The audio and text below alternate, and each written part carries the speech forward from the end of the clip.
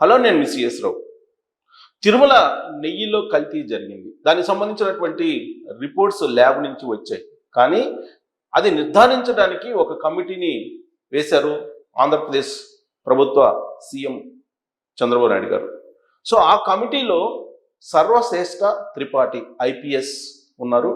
ఆయన ఆధ్వర్యంలో Visakha DIG, Kadapa SP వీళ్ళు ఉన్నారు. ఈ కమిటీ త్వరలోనే నెయ్యిలో కల్తీ అనే దాని మీద ఒక విచారణ చేసి నిర్ధారించబోతుంది. సో సర్వశ్రేష్ఠ త్రిపాఠి మీద ఈ కేసు ఆధారపడి ఉంది. ఎందుకంటే ప్రపంచవ్యాప్తంగా ఉన్నటువంటి తిరుమల తిరుపతి దేవస్థానం యొక్క ప్రతిష్ట దీని మీద ఆధారపడి ఉంది. ఇప్పుడు వచ్చినటువంటి అనుమానాలు ఏవైతే ఉన్నాయో నెయ్యిలో కల్తీ జరిగిందని, ఆ కల్తీకి సంబంధించినటువంటి పూర్తి వివరాలను ఆన్ పేపర్ మీద విచారణ చేసి పెట్టాల్సినటువంటి బాధ్యత ఈ సిట్ మీద ఉంది. సిట్ ఇన్ఛార్జిగా ఉన్నటువంటి త్రిపాఠి ఎవరు, ఆయన నేపథ్యం ఏంటి, ఆయన ట్రాక్ రికార్డ్ ఏంటి అనేది విశ్లేషించుకునేటువంటి ప్రయత్నం చేద్దాం. ఆ విశ్లేషణ తర్వాత ఆయన యొక్క నిజాయితీ, ఆయన యొక్క విచారణ ఏ విధంగా ఉంటుంది అనేది కూడా మీరు అంచనా వేసుకోవచ్చు. ఎవరి సర్వశ్రేష్ఠ త్రిపాఠి? 2006కు సంబంధించినటువంటి ఐపీఎస్ బ్యాచ్ అధికారి ఈయన స్వస్థలం ఉత్తరప్రదేశ్ గోరఖ్పూర్, అంటే ఆంధ్రప్రదేశ్కి సంబంధం లేనటువంటి ఐపీఎస్ ఆఫీసర్. ఆయన నేపథ్యం అంతా ఉత్తర భారతదేశానికి అలాగే ఉత్తరప్రదేశ్కి సంబంధించి ఉంది. కాబట్టి ఆయన ఎలాంటి రాజకీయ ఒత్తిళ్ళకి లొంగకుండా అలాగే ప్రాంతాలకి అతీతంగా ఆయన విచారణ చేసేటువంటి అవకాశం ఉంది అని చెప్పి చెప్పొచ్చు మనం. రాష్ట్ర విభజన తర్వాత ఏపీ క్యాడర్కు ఆయన ట్రాన్స్ఫర్ అయ్యారు. యునైటెడ్ ఆంధ్రప్రదేశ్గా ఉన్నప్పుడు ఆయన యునైటెడ్ ఆంధ్రప్రదేశ్లో ఏపీ క్యాడర్లో ఆయన వచ్చారు 2006లో. 2014లో రాష్ట్రం విడిపోయిన తర్వాత జరిగినటువంటి ఐపీఎస్ల విభజనలో ఆయన ఆంధ్రప్రదేశ్కు ఆయన ట్రాన్స్ఫర్ అయ్యారు. ఆంధ్రప్రదేశ్కి వచ్చారు, ఆంధ్రప్రదేశ్ క్యాడర్లో ఉన్నారు.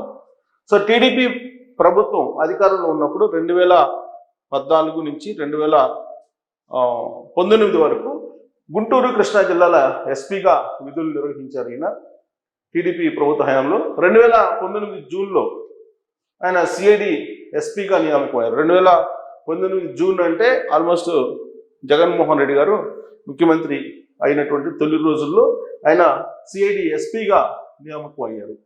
2019 నవంబర్లో డిప్యుటేషన్ మీద ఉత్తరప్రదేశ్ క్యాడర్కి వెళ్ళిపోయారు. ఎందుకు వెళ్ళిపోయారు? సిఐడి ఎస్పీగా ఉన్నారు. సిఐడిని ఏ విధంగా జగన్మోహన్ రెడ్డి గారు 2019 నుంచి 2024 వరకు ఉపయోగించుకున్నారు అందరికీ తెలుసు. ఆ రోజుల్లో సిఐడిని తన సొంత విభాగంగా, తన సొంత ఇంట్లో ఉండేటువంటి ఒక సైన్యంగా ఉపయోగించుకున్నారు జగన్మోహన్ రెడ్డి గారు. సిఐడి చీఫ్గా సునీల్ని ఏర్పాటు చేసుకున్నారు.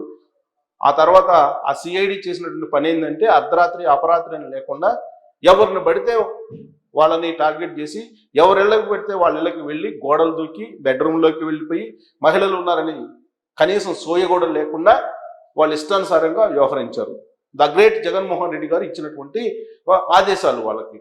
అందుకే అలాంటి సిఐడిలో పనిచేయలేక ఎస్పీగా ఉన్నటువంటి సర్వశ్రేష్ఠ త్రిపాఠి డిప్యుటేషన్ మీద ఆయన ఉత్తరప్రదేశ్కు వెళ్ళిపోయారు. ఆయన వ్యక్తిగతమైన కారణాలతో బదిలీ అయ్యారు అని చెప్పి మీడియాలో వచ్చింది. అంతకు మించి ఏం చెప్పలేరు కదా. ఐపీఎస్లు ప్రభుత్వం మీద, ప్రభుత్వంలో ఉన్నటువంటి మంత్రుల మీద, ముఖ్యమంత్రులుగా ఉన్నటువంటి వాళ్ళ మీద ఏమి చెప్పలేనటువంటి పరిస్థితులు వ్యక్తిగత కారణాలతో నేను డిప్యుటేషన్ మీద ఉత్తరప్రదేశ్ వెళ్ళిపోతున్నానని చెప్పి ఆయన ఉత్తరప్రదేశ్ వెళ్ళిపోయారు జగన్మోహన్ రెడ్డి గారి హయాంలో. 2020 అక్టోబర్లో డిప్యుటేషన్లో ఉండగానే ఆయనకి డిఐజీ ప్రమోషన్ వచ్చింది. సో సహజంగా ఐపీఎస్లకు ఏంటంటే డిప్యుటేషన్లో ఉన్నా లేదంటే వేరే స్టేట్ డిప్యుటేషన్ మీదకి వెళ్ళినా ఆయన కెరీర్లో వాళ్ళ యొక్క ప్రమోషన్లు నడుస్తూ ఉంటాయి. సో ఆ క్రమంలో డిఐజీగా ఆయన ప్రమోట్ అయ్యారు 2020లో. 3 ఏళ్ళ డిప్యుటేషన్ తర్వాత 3 ఏళ్ల పాటు అక్కడ ఉత్తరప్రదేశ్లో ఉన్నారు డిప్యుటేషన్ మీద. ఆ తర్వాత 2022లో ఏపీకి మళ్ళా తిరిగి వచ్చారు ఈయన. అప్పుడు కూడా జగన్మోహన్ రెడ్డి ముఖ్యమంత్రిగా ఉన్నారు. 2023లో డీజీపీ ఆఫీస్లో DIG admin post, so DGP ఆఫీస్లో డిఐజీ అడ్మిన్ పోస్ట్ ఇచ్చారు. అంటే మిగతా విధులకు సంబంధించి బయట జగన్మోహన్ రెడ్డి గారు ఏవైతే చెప్తారో వాటికి సంబంధం లేనటువంటి పోస్టులో ఆయన ఉన్నారు. ఎందుకంటే డిప్యుటేషన్ మ్యాక్సిమం 3 ఇయర్సే కాబట్టి ఉత్తరప్రదేశ్కి వెళ్ళి అక్కడి నుంచి తిరిగి మళ్ళీ ఆంధ్రప్రదేశ్కి రావాల్సి వచ్చింది. వచ్చినటువంటి ఆయన డీజీపీ ఆఫీసులో డీజీపీ ఆఫీస్లో అడ్మిన్ పోస్ట్లో జాయిన్ అయ్యారు. జస్ట్ ఇది క్లరికల్ వర్క్ లాగా ఉంటుంది. అందుకే అది సేఫ్ అనుకున్నారు. ఎందుకంటే జగన్మోహన్ రెడ్డి గారు చెప్పేవన్నీ కూడా ఏ పోలీస్ అధికారి మార్గదర్శకాల ప్రకారం చేయాలంటే చేయలేరు. అందుకే బహుశా నేను అనుకోవడం త్రిపాఠి గారు ఈ పోస్ట్ని ఎంచుకొని ఉంటారు. అందుకే ఆ పోస్ట్ సేఫ్ అని చెప్పేసి ఆ పోస్ట్లో ఆయన కొనసాగారు 2023లో. 2024 జనవరి 31న సిఐడి ఐజీగా నియామకం వచ్చింది. సో చివరి నిమిషంలో జగన్మోహన్ రెడ్డి గారు దిగిపోతారనగా అప్పుడు సిఐడి ఐజీగా ఈయన్ని నియమించారు.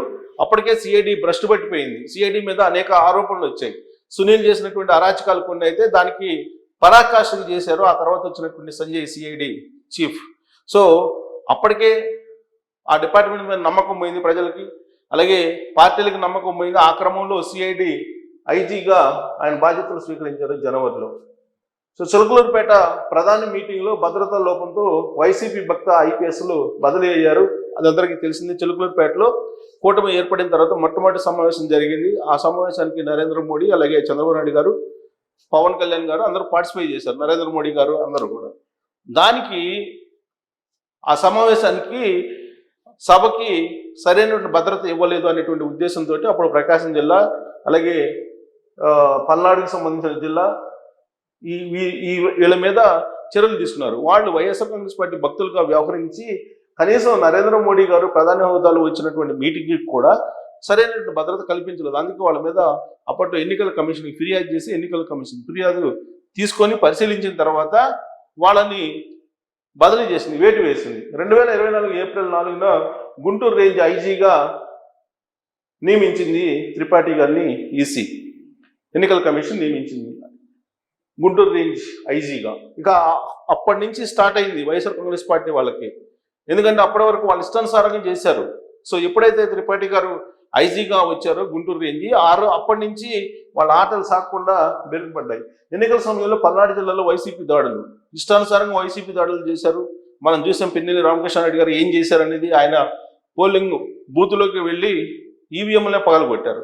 అలాంటి దాడులు జరిగాయి. అలాంటి దాడులు జరగడానికి వైఎస్ఆర్ కాంగ్రెస్ పార్టీ పురుగులు పుట్టిన సమయంలో త్రిపాఠి గారు చాలా పకడ్బందీగా పనిచేశారు. 2024 సెప్టెంబర్ 24న లడ్డు కల్తీపై ఏర్పాటు చేసినటువంటి చీఫ్గా ఆయన నియమించారు. అందుకే గత ట్రాక్ రికార్డుని గమనించిన తర్వాత త్రిపాఠి గారిని ఈ లడ్డు కల్తీకి సంబంధించినటువంటి సిట్ చీఫ్గా నియమించారు. సో సిట్ సభ్యులుగా గోపీనాథ్ శెట్టి, హర్షవర్ధన్ రాజు, ఒకళ్ళేమో విశాఖ డిఐజీ, మరొకళ్ళేమో కడప ఎస్పీగా ఉన్నారు. వాళ్ళిద్దరిని వేశారు. వాళ్ళిద్దరూ సభ్యులుగా ఉంటారు, మెంబర్స్గా. విశాఖ డిఐజీగా ఇప్పుడు గోపీనాథ్ జెట్టి ఉన్నారు, కడప ఎస్పీగా హర్షవర్ధన్ రాజు ఉన్నారు. వాళ్ళిద్దరిని మెంబర్స్గా వేశారు. చీఫ్గా త్రిపాఠి ఉంటారు. సిట్ నివేదిక వాళ్ళు ఇవ్వబోతున్నారు. వాళ్ళు ఇచ్చేటువంటి నివేదిక ఆధారంగా నెయ్యి కల్తీ బాధ్యులపైన కఠినటువంటి చర్యలు తీసుకునేటువంటి అవకాశం ఉంది. ఆ సిట్ ఎంత సీరియస్గా పనిచేస్తుంది, సిట్ వేయడంలో ఎంత సీరియస్నెస్ ఉంది అనేదానికి నిదర్శనంగా త్రిపాఠి గారి నియామకమే మనకు ఒక ఉదాహరణగా కనిపిస్తూ ఉంది. సో కాబట్టి సిట్ ఇచ్చేటువంటి నివేదిక బేస్ చేసుకొని రాబోయేటువంటి రోజుల్లో ఈ కల్తీ చేసినటువంటి వాళ్ళు ఎవరైతే ఉన్నారో వాళ్ళు ఎవ్వరు తప్పించుకునేటువంటి అవకాశం లేదు. వాళ్ళు తిరుమల తిరుపతి దేవస్థానం బోర్డు మెంబర్స్ అయినా, లేదా ఆ మెంబర్స్ మీద ఉన్నటువంటి చైర్మన్ అయినా, ఆ చైర్మన్ మీద ఉన్నటువంటి ప్రభుత్వంలో పెద్దలైనా సరే ఎవరు తప్పించుకునేటువంటి అవకాశం లేదు. ఎవరి భాగస్వామ్యం ఎంత ఉంది, ఎవరి పాత్ర ఎంత ఉంది ఈ కల్తీలో అనేది సిట్ చాలా క్లియర్గా నీళ్లను పాలను ఎలా అయితే హంస విడగొడుతుందో ఆ విధంగా సిట్ ఎవరు ఈ కల్తీకి ఎంత బాధ్యతలు అనే దాని మీద ఒక నికాసైనటువంటి నివేదిక ఇవ్వబోతుంది. ఆ నివేదికను బేస్ చేసుకొని ఖచ్చితంగా ఎవరైతే బాధ్యులు ఉన్నారో వాళ్ళ మీద చర్యలు తీసుకునేటువంటి ఛాన్సెస్ ఉన్నాయి అని చెప్పొచ్చు. దానికి కారణం ఏర్పాటు చేసినటువంటి సిట్ వెనక ఉన్నటువంటి సీరియస్నెస్, ఆ సిట్ ఇన్ఛార్జిగా ఉన్నటువంటి త్రిపాఠి గారిని గమనిస్తే కనుక డెఫినెట్గా కల్తీ నెయ్యి వెనక ఉన్నటువంటి కుట్రదారులు, పాత్రదారులు వీళ్ళందరూ కూడా బయటకు వచ్చేటువంటి అవకాశం లేకపోలేదు.